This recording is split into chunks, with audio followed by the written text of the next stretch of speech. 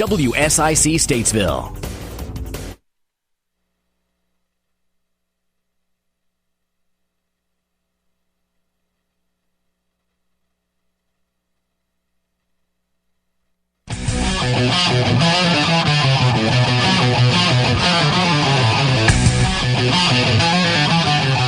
All right, Bubba, start cleaning those tires up. On green this time. Remember, they fan out down there, so protect that bottom. Sunday drive. All right, boss man. Face car's off. Be ready. All right, bud, be ready. Gas that bitch up. Ready. Green flag. Green.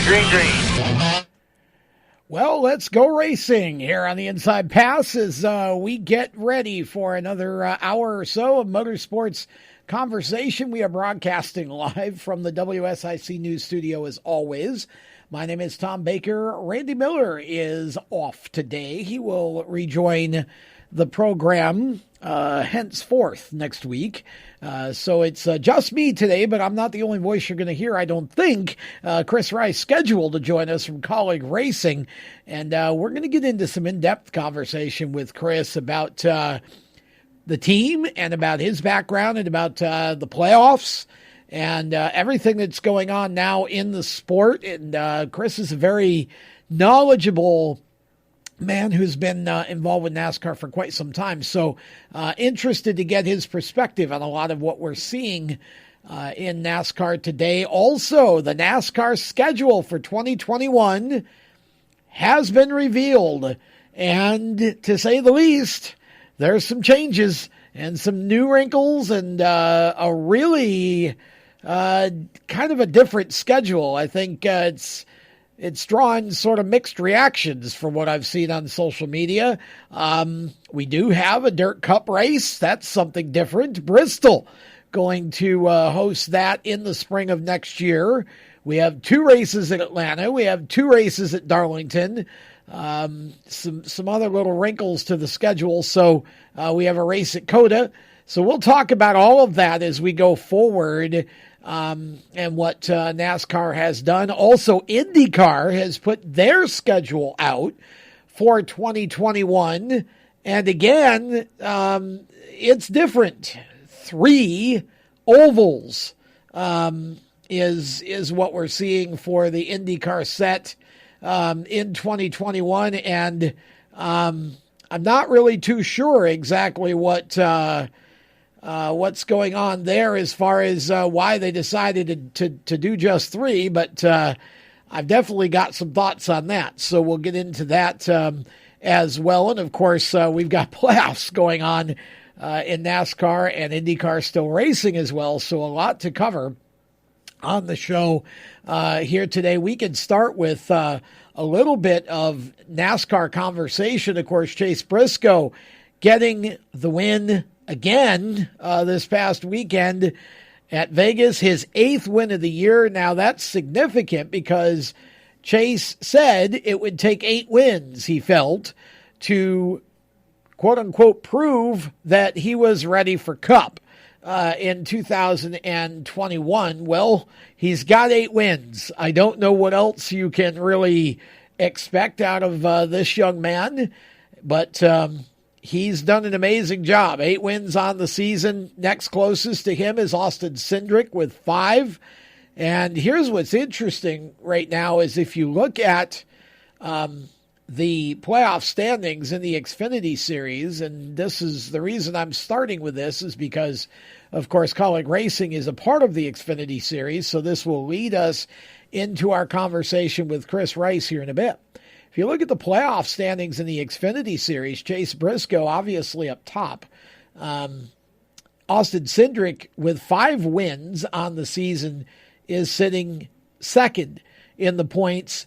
And then you've got Noah Gragson with 2 wins in third, Justin Allgaier with 3 wins in fourth,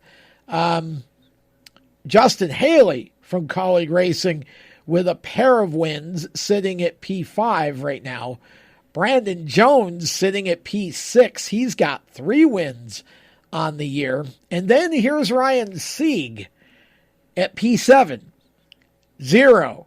No wins for Sieg, but he has basically been able to point his way into the playoffs. Harrison Burton sitting at P8 right now.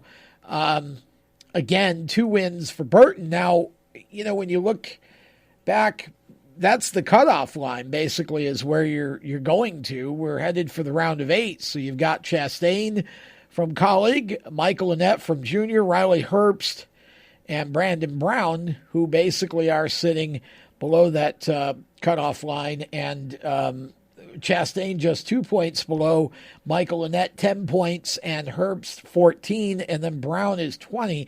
That's a half a race. So going to be interesting to see where this goes. But I think that if you're looking at the cutoff line and you look below it, then you see that really I think the two guys with the best shot to jump up would be Chastain and Annett, although Herbst only 4 points behind Annett. So if Riley has a really good run, that could make a difference. But they're, really the guys from 5th on back, Haley's 14 points to the good at this moment. And then, Jones is 13, Sieg is 9, and Burton is only 2. So, again, it's still nip and tuck at the bottom of that. So I'm anxious to talk to Chris Rice because obviously he's got a driver who, looks good right now with Haley, as long as he doesn't have any big missteps to get to the next round. And then you got Chastain, who's,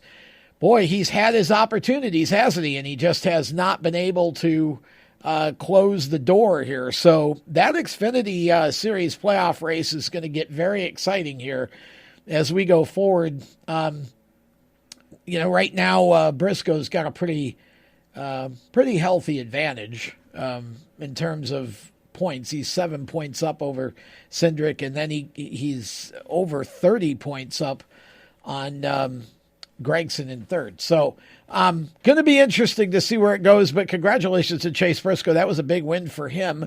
And again, we'll talk more about that when we get to get on the phone with Chris Rice. But in terms of the Cup Series, that playoff obviously is continuing, and I don't know quite what to make of the Cup Series playoffs at this point in terms of if you say, well, this one has an advantage or that one. I don't really think there's anybody with a big advantage right now in terms of momentum. I mean, there's obviously you got Harvick and Hamlin, who have been the two best guys all year, but watching Kurt Busch get that win last week, and knowing how close some others like Matt DiBenedetto actually were, there are some guys that still are capable of making a run here.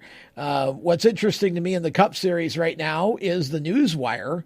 And we had a news story in the Cup Series that I'm not totally surprised by, and yet I am, in a way. Chad Knaus announcing that he is all done as a crew chief, effective at the end of the 2020 season. Knaus, of course, crew chief Jimmy Johnson to 7 championships. And then this year has really done a good job kind of helping William Byron elevate from a year ago. And he and William finally got their win. Chad being promoted to a leadership role, director of motorsports, I believe is the official title, but he's going to have a lead role in the overall Hendrick Motorsports group, and I think they're looking at him to really help them to develop the Gen 7 cars that are coming up for 2022. So I find it very interesting that Chad's getting off the pit box.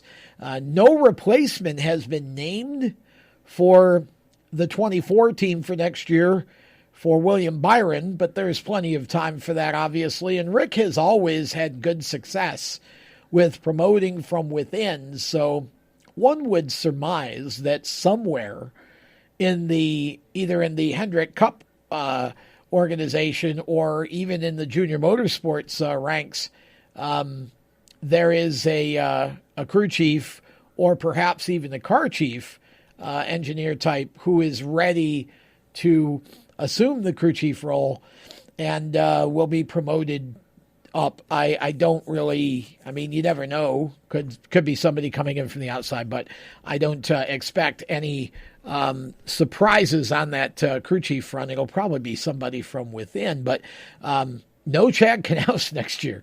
Been a long time since we haven't had Chad Knaus on the pit box, and I'm sure Chad at this point, his family's grown, and I think he's probably wanting some time off the road, and figured that he's had enough of that. That can be a very everybody sees it as glitz and glamour, but traveling 36 weeks out of the year with the same group of people is that can get very, very vortex-like, and it's not a whole lot of fun, because while you're on the road 36 weeks out of the year, life goes on at home, and you're not part of it. You're home a couple of days or 3 days out of the week, and then you're gone the rest of the week. NASCAR has kind of made some steps to try and, I think, pull that back by a day or so with a lot of these one-day shows, and I hope they keep that format. But it's not easy to be on the road 3/4 of the year. So congratulations to Chad Knaus. That's actually, to me, a significant development. And it'll be interesting to see who they end up pairing with William Byron. Of course, we've talked about the fact that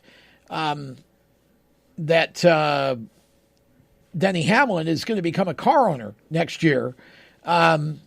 He and Michael Jordan teaming up. Bubba Wallace going to drive. Still no official word on things like number or, wherever, and still a lot of silly season stuff going on, and a lot to be settled here.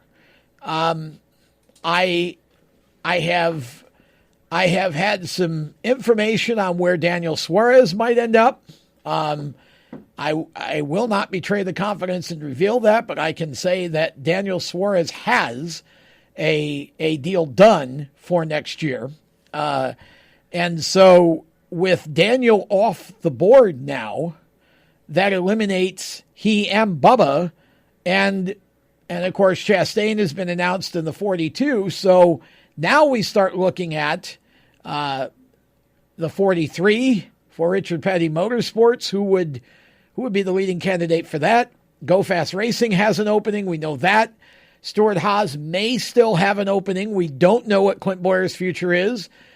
Chase Briscoe is surely making the case that he ought to be Clint's replacement. Kyle Larson very much wants back into NASCAR.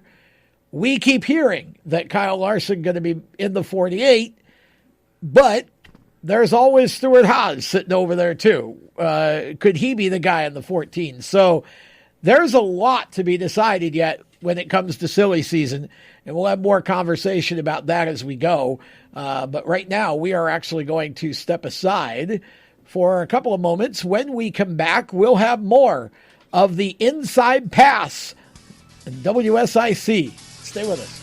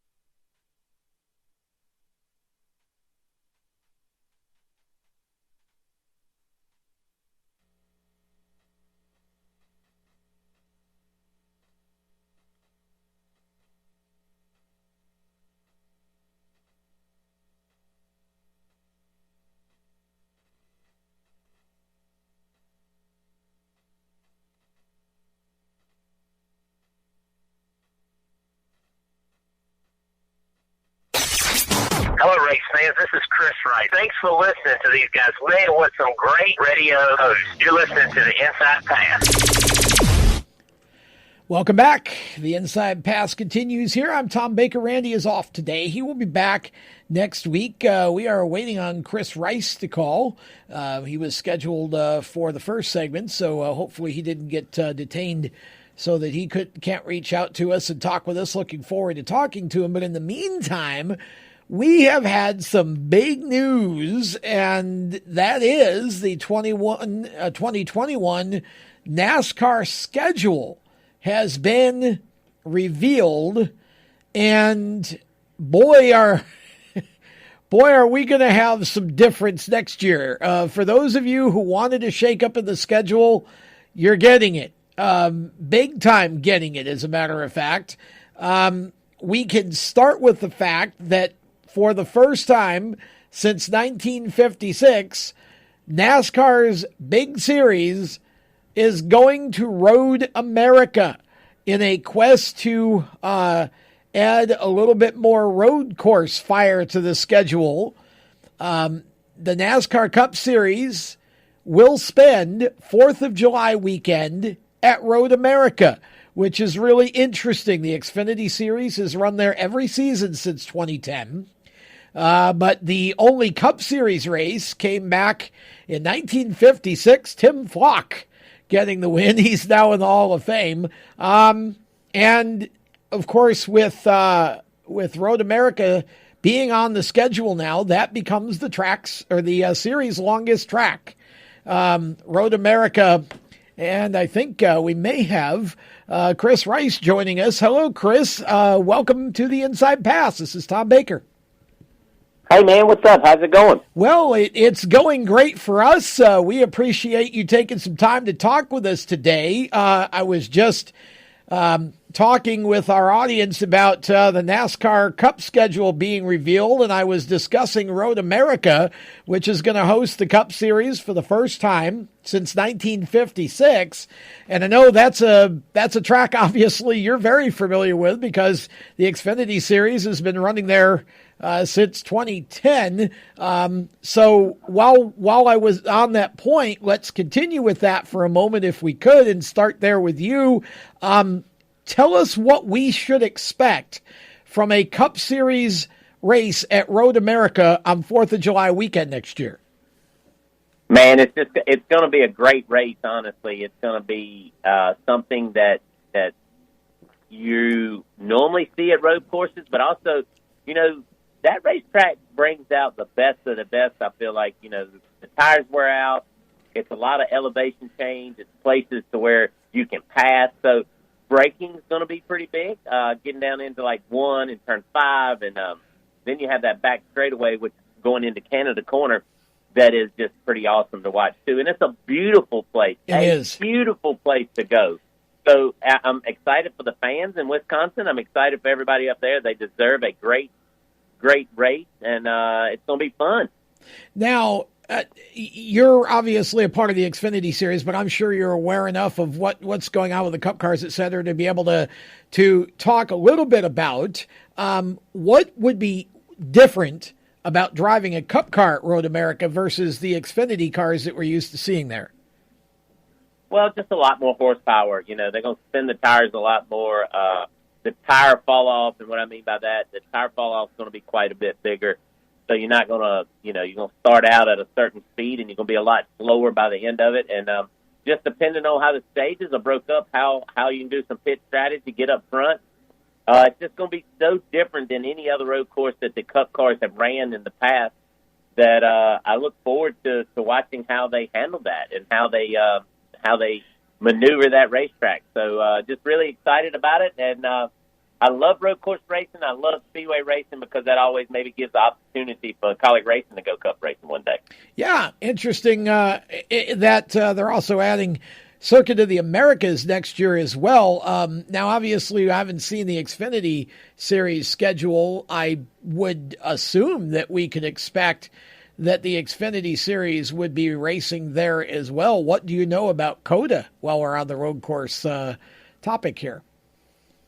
I know nothing about COTA, so that's going to be new to me. I know I've looked at a bunch of stuff and watched it. And it's been fun. It's been fun to watch the F1 cars there, but I know zero about it. I know it's very colorful, the painting of the racetrack and all of that stuff. So, yeah,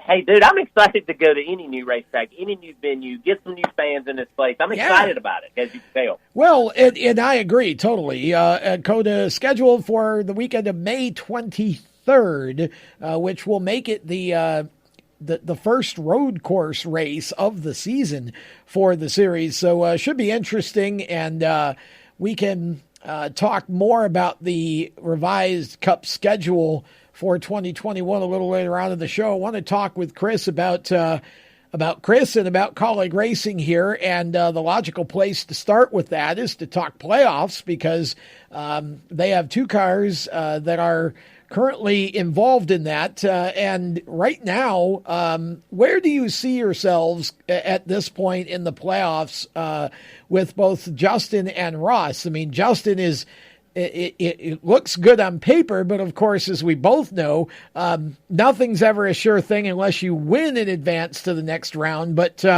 what's it been like having a couple of guys in the playoffs this year? And talk a little bit about the overall season for you guys. Has it been the season that you were hoping for so far?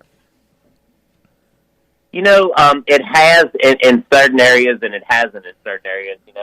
I feel like we're a little bit behind on the 10 car in the playoffs. Anytime you're below the cut line, you're in trouble. But man, we got fast cars.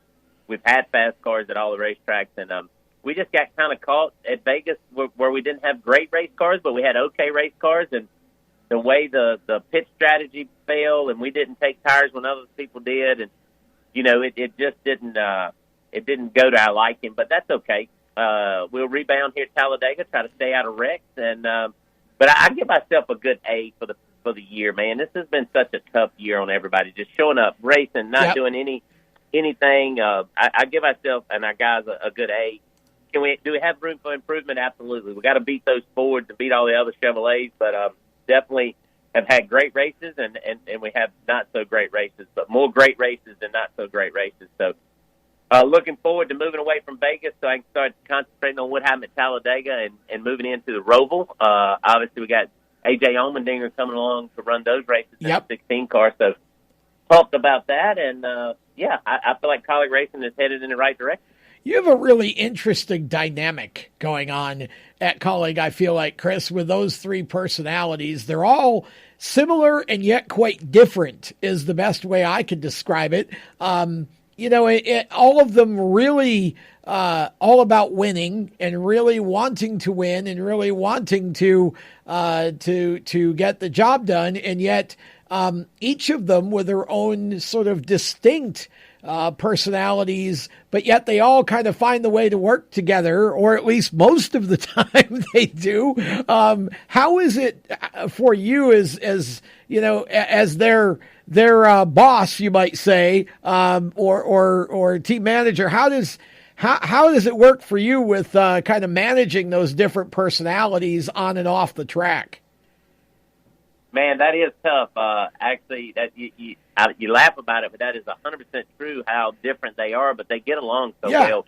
Even after the on-track incident that they had at Daytona, they get along so well. We go to dinners, we go to lunches, we do things like that to be able to make sure that we are doing what we need to do to keep them as part of a team. So I love all the different feels that they have between all three drivers, but at the same time, it does make it a little difficult to keep them on the same page. But I love it. That's our job. That's what Matt Kaulig wants us to do with Kaulig Racing, and that's what we're going to do. We're going to keep those guys happy.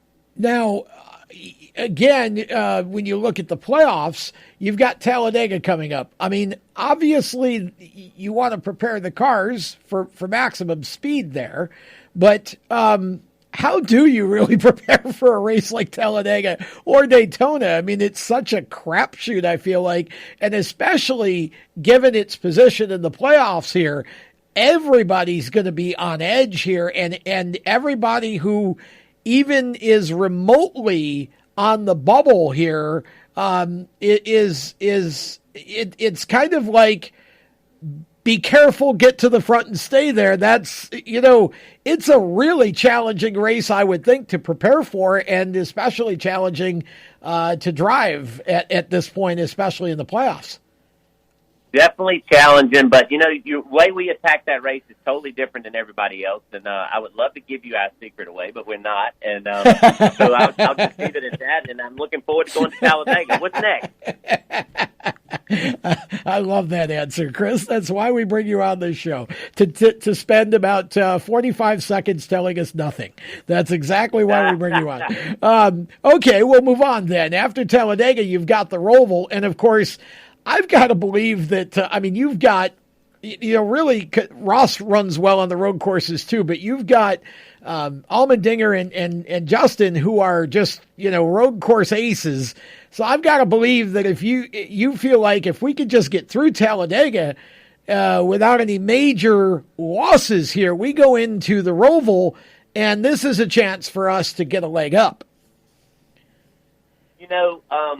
That's a good question. Now, what you do is you look at every race different, right? So we look at the Talladega different than we do the Roval. And when we're looking at Talladega, I'm sitting here looking at all three of our road course cars that are pretty much done. And I say that, we're going to attack that race different with all three cars, right? Like, sure. Ross is going to need, and Justin's going to need all the playoff points they can get. Yep. A.J. Allmendinger is just going to look for he's going to look for a trophy. And right. That's what we're trying to do, is win trophies. So anything we can do with that 16 car to help the 10 and 11, that's what we're going to do. But right now, the thing we have to do is focus on getting those two cars stage points, getting those guys playoff points, and trying to make it to the Final Four. And having the first race of every playoff race the last 4 years, we've kind of put ourselves in a hole. So maybe we can dig out of it with the 10 and leave the 11 where it's at and move on into the second round. But yeah, you attack each one of them different. I love going to the Roval a lot. Normally, a lot of our family and friends are there, and last year we got to win that race with a lot of family and friends around. So AJ helped us out a bunch, and that's what it's all about.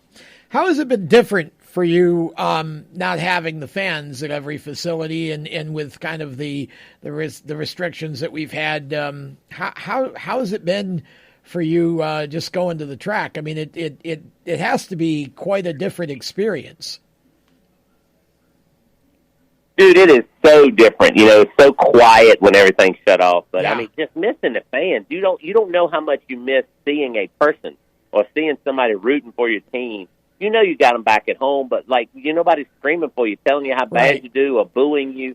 I remember Dale Earnhardt Sr. saying this: it doesn't matter if they're booing you or clapping for you. At least they're making acknowledgement of you, and that's what I miss, man. You miss that. No matter if they just clapping or just standing there looking at you. So. Definitely miss our fans, definitely miss the atmosphere, miss how the camping goes and all that goes. But they'll be back soon, I can tell. Well, we'll be excited for that day. We're going to, if you don't mind, we're going to put you back into the wonderful land of hold for a moment or two while we take a commercial break, and then we'll pick you back up on the other side more with Chris Rice from Kaulig Racing when the Inside Pass continues right after this.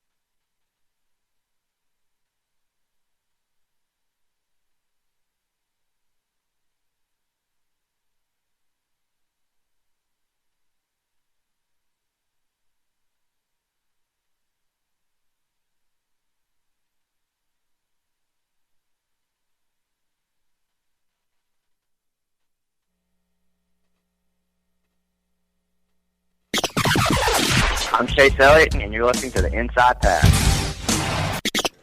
Welcome back to the Inside Pass. By the way, if you missed part of the show, or you just want to hear it again, or you ever don't get time to watch us live on our live stream that we do when we record the show airs on WSIC on their family of radio stations here in the Charlotte Lake Norman area on Saturday mornings at 9 o'clock Eastern as the leadoff to the 90-minute horsepower hour, as we like to call it here. And that's followed by PRN's At the Track with Lenny Baticki at 10. But we're on at 9 o'clock on Saturday mornings. Also, we're on demand about everywhere you can find podcasts. Just search Race Chaser Radio, and you can get it on demand. It'll be up later this afternoon for you. So if you missed part of it, you can catch it then. And please feel free to like, comment, and share because obviously we want to make the party bigger and bigger each week. Okay, back to the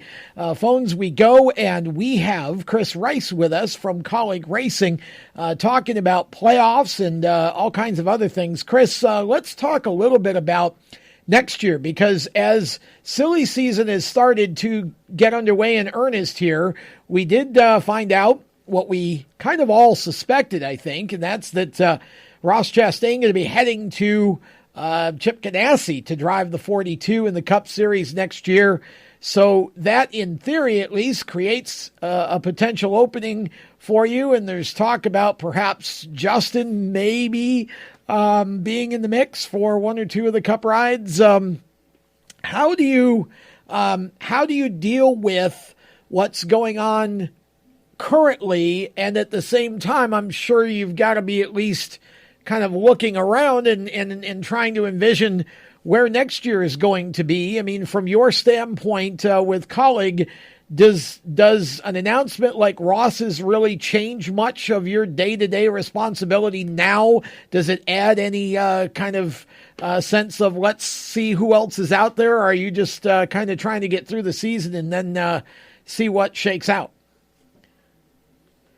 Well, our ultimate goal is to get our race car drivers to the elite level. So with Ross going to the 42 car, and if Justin ends up going to a Cup car or whatever happens, that's our goal. That's our plan. That's what we want to do. And so we've done our job. So, but our day to day is no different. We're sitting here trying to win a championship, and that's our plan for 2020.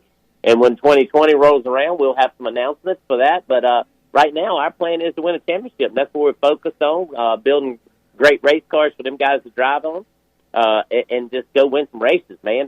Just try to get through the next 6 weeks and be the best we can, and we'll try to make it to Phoenix and go head-to-head with those other guys. So, but day-to-day, no different, pushing everybody to be better, pushing all the people to do better jobs. But, hey, we got Ross to the next level. He drove for us, and he made it back to the 42 car, and we've done our job, and that's what we're very proud of, and we're going to hang our hat on. Well, that's exactly where I was hoping you would go, because I agree with that 100%. It's the perfect segue to the next question, which is when you're in that kind of a situation. I mean, we look at I remember a year ago, for example, at the Roval in the post-race press conference after that race, I remember you and I think Matt also making the comment that you believed that this coming year, which obviously would be 2020, where we are now, you thought that Justin could be running for a championship. Well, here we are a year later, and here's Justin running for a championship, just like you all predicted. And so I think that lends some backup to the fact that your goal is to get guys to the elite level, and you've certainly Justin has improved every year that he's raced for you. So I would think that would make Kaulig a pretty desirable place for a driver who may be looking to get himself or herself to the next level as well. And that becomes kind of a bit of a niche for you guys in kind of where you are in the mix there.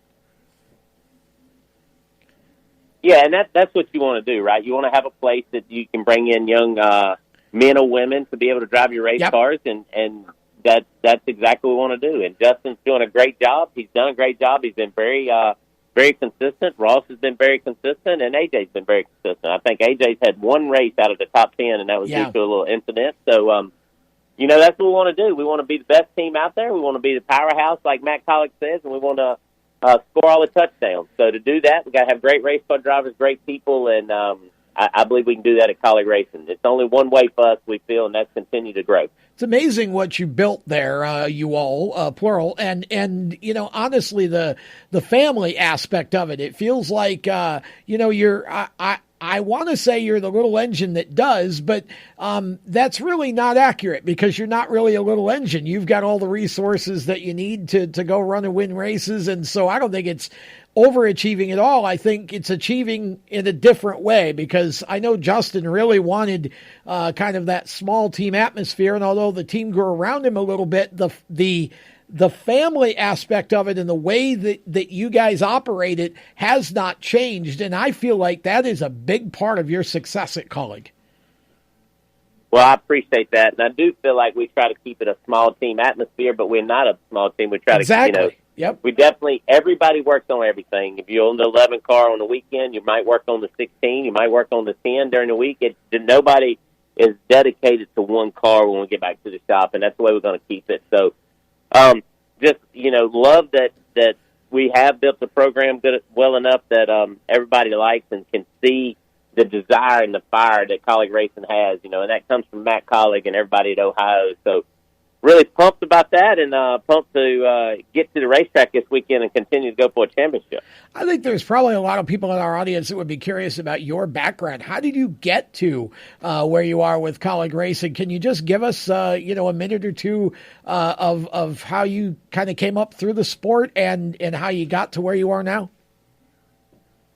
Well, I did just lose my Uncle Earl, which drove a race car for when I was young. My dad, my Uncle Earl, they had their own race team. Sorry to hear that. If you want to call it that, they raced local races in South Boston, Orange County, and in Richmond and places like that. So I started as a little bit of a young kid. If you follow me on social media, I posted it the other day. I was a little small kid, and I've been doing this NASCAR thing a long time. Then I was with Jeff Burton through some years. In 1989, I was a gas man for Jeff Burton in the Xfinity Series now, and then just worked with Buckshot Jones, worked at Bill Davis for a while, worked at Petty's, RAB for about 5 years, and then started running Kaulig Racing from the start 5 years ago. So, and been here ever since, and this is where I plan to retire or just not go to the racetrack anymore. I plan to be here the rest of my life, and that's kind of a quick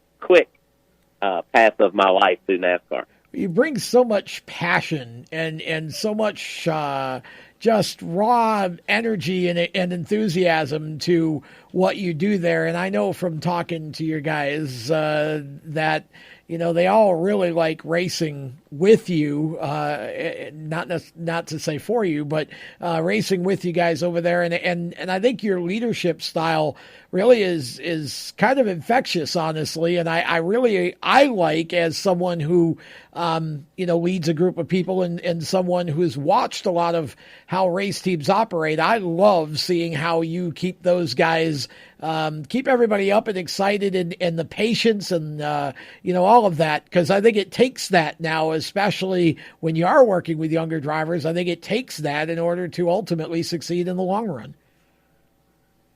Well, the one thing about it, and I appreciate that a lot, the one thing about it, if you're not having fun and you're not happy, you're not doing a good job. Exactly. If you're miserable, you're going to do a bad job. So you got to smile and be happy, and every day's not going to be candy and roses, right? Like, you're going to still have bad days, and you're going to have to take care of those, but you just got to hit them head on. You can't just let it sit on your shoulders and worry about it. You just got to go to the problem, grab it, roll with it, and move on and try to make it better. So, and that's the way we do this. We let people be their own people. We get them home so they can have a great home life.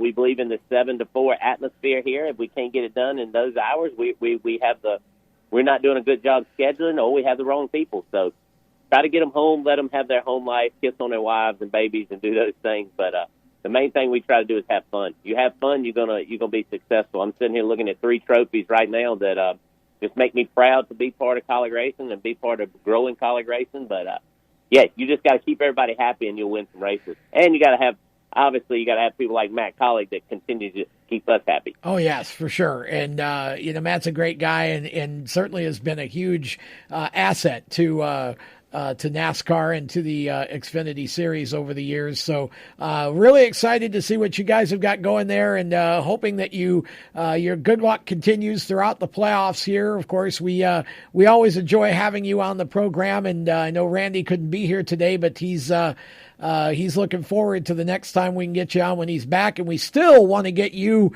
and the guys in here and do an all-Kaulig racing show one day. That'd be great. That'd be awesome, and I appreciate your time. I appreciate what you do for NASCAR and letting all the fans that listen. We appreciate you guys, and look for us on Saturday with our Ellsworth Advisors car number 16, our Elite Filter Gutter Protection car number 11, and the the Dynagrow car on the number 10. So, got a lot of sponsors here. I got to get them all in. But thank you for what you do, and we really appreciate it. You almost had it. You got it. You got it eventually. I don't know how you keep track of all of the sponsor changes, but you do a great job over there. Good luck to you guys at Talladega and throughout the playoffs, Chris, and we'll look forward to having you back on again soon. Absolutely, anytime. Thank you, guys. We appreciate it. That is Chris Rice from Kaulig Racing, and again, you hear it every time he's on the program. His enthusiasm for what he's doing for as long as he's been in it has never waned. If anything, it's only elevated and has really gotten to a point where I think he's really happy with what's going on at Kaulig, and he's able to be a great leader for a very sort of young and hungry and aggressive bunch of drivers. AJ, kind of a wily veteran, but certainly not old. Ross and especially Justin Haley. I know how much Justin has benefited from not just Chris, but Matt and everyone at Kaulig Racing in that atmosphere. So thanks to Chris for being on the show, and do go follow them on social media. Their social media stuff is great, all of the drivers and Kaulig Racing itself. So with that, we're actually going to slide our next break in a little bit early here. When we come back, we'll have more of the NASCAR schedule, and if we have time, we'll talk some IndyCar as well. Lots going on for 21 in both series. Back with more of the Inside Pass to talk about it right after this.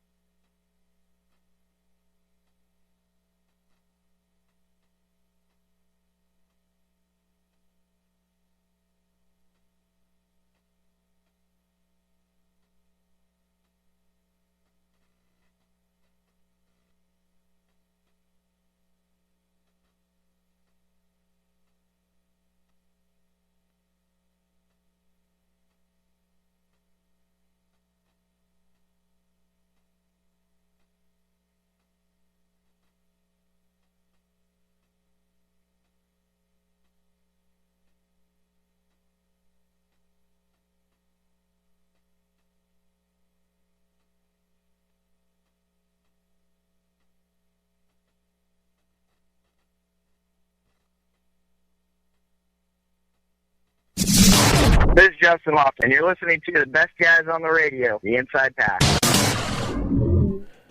Welcome back to the Inside Pass as we get into our white flag segment, if you will, our final segment of the week here on the Inside Pass. Now, don't forget, if you're listening or you're watching us on our live stream, that tomorrow night, which is Thursday night, Motorsports Madness at 7 p.m., and that you can find that live on either Performance Motorsports Network, which is you can stream it, or you can stream the audio, or you can also get the app and download the free PMN Radio app and listen to it live that way. Or you can just go to my website at racechasermedia.com and just use the player to access it, live radio. And then, of course, it is available for download via the Race Chaser radio feed pretty much anywhere podcasts can be found,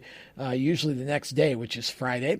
And so that is coming up. So we're not done with motorsports coverage for the week, but still have one more show to go. Okay, so we've been talking about the NASCAR Cup schedule, and again, this is a really, really different looking kind of schedule. Brickyard pushed back to August to make room for the July 4th Road America Cup race that's going to be held. And that, according to what I'm hearing, the Brickyard going to be run on the road course. No more Brickyard on the oval is what I'm hearing. All of the series will be run on the road course, along with the IndyCar series. So you're going to have, again, that IndyCar NASCAR doubleheader, and all of it's going to be on the road course. So the Brickyard race on the oval goes away. I don't know if you like that, if you don't like that.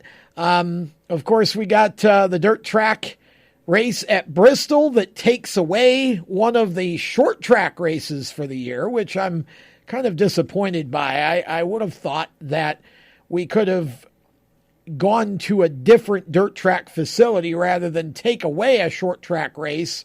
I'm curious what y'all think. If anybody wants to call in, you've got about 5 minutes or so to do it. 704-873-1400.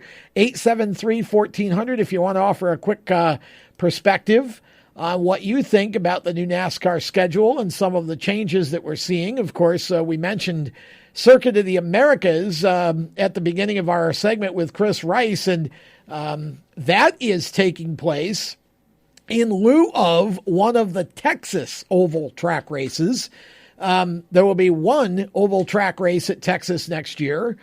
And in order to, I guess, as part of the deal to get Texas to give up one of their oval track points races to let NASCAR go to Circuit of the Americas, which is kind of in the same market, so to speak, we had to add the All-Star race. So, again, some kind of horse trading going on. The All-Star race now, next year, going to be run at Texas Motor Speedway. I don't know. Do you like that? I'm not sure I do. Again, I really think, I think short track, that belongs on a short track. I think what we saw at Bristol this year, I know it wasn't what everybody hoped it would be this first year, but I certainly think that we could have made it that way. But we're going to get it at Texas Motor Speedway next year. Now, I'm hearing rumors that perhaps we're going to use that to test the Gen 7 car. That could be the first race out of the box for the new Gen 7 car. Now, again, that's not official, not official, but it's been said. I actually would kind of like to see that. I think that would give us a reason to really watch the All-Star race at Texas. I'd be curious to see. It's an on-points race, so you're not losing anything by letting everybody sort of put the new car out there and see what it can do. I think it would make it interesting, more interesting, at least for me. It's just this schedule is just a very different looking schedule from what we're used to seeing. And lots of changes. We've got 2 races at Darlington, one on May 9th and one on Labor Day weekend as usual. So we're running Mother's Day and Labor Day at Darlington.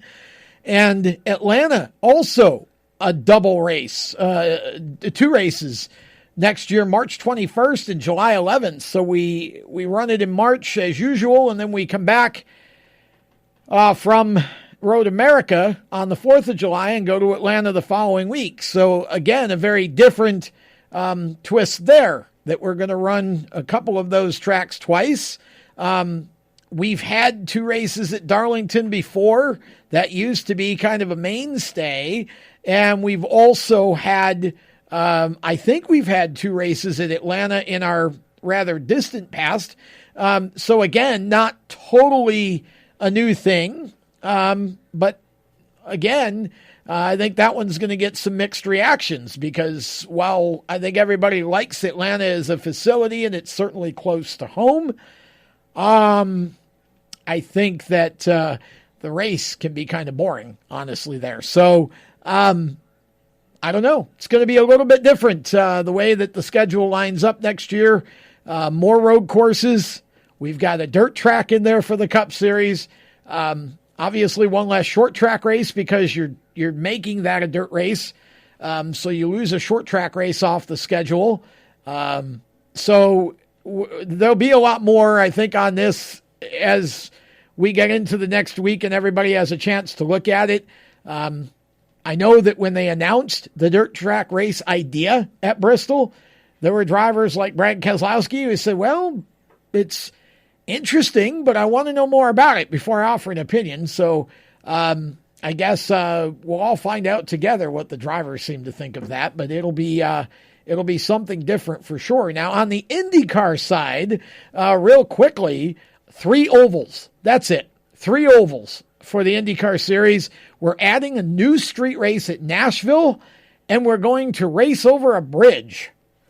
I'm not quite sure how that's going to work out. I don't know that I've ever seen a race on a bridge, at least in the U.S. anyway. I'm sure it's been done in other places, but I'm not sure I've seen one in the U.S. And this one is a little bit of a head scratcher, but it's going right through basically downtown Nashville next year. So we're adding that. And again, we're losing Richmond because, well, I guess NASCAR has decided IndyCar doesn't need to run there or whatever. Maybe IndyCar pulled it.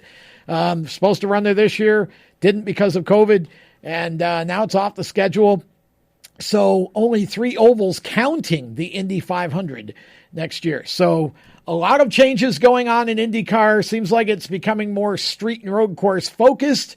For some of you, that may be a great thing. For some of you, maybe not so much. I'm an oval track guy for the most part, especially for IndyCar. So I don't know if I'm too pleased with it, but they can ask me. So it'll be interesting to see what 2021 brings. A lot more to come.